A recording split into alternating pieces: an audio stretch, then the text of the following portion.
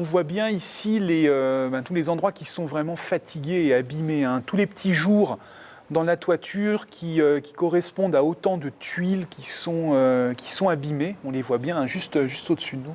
Le donjon du Par château exemple, de ici, Montretier a besoin de se faire restaurer.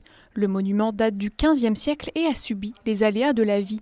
1600 heures de travail seront nécessaires. Une première phase des travaux importantes consiste à la sécurisation du chantier, c'est-à-dire faire des échafaudages, puis on va déposer les tuiles.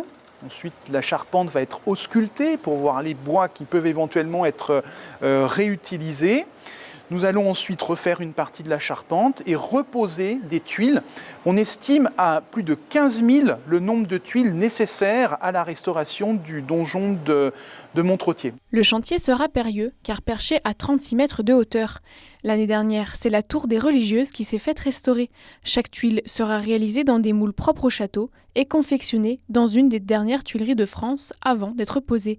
Le coût global de la restauration s'élève à plus de 150 000 €. Malgré les diverses aides publiques, le budget n'est pas suffisant. Une collecte a donc été créée sur le site d'Artagnan.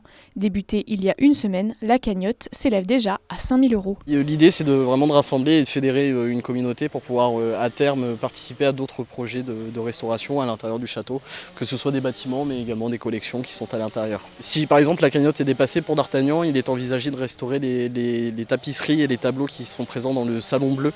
C'est l'une des pièces qui est actuellement fermée au public puisque les objets des collections sont en mauvais état malheureusement. Qu'on aimerait à terme pouvoir ouvrir en envisageant ces restaurations.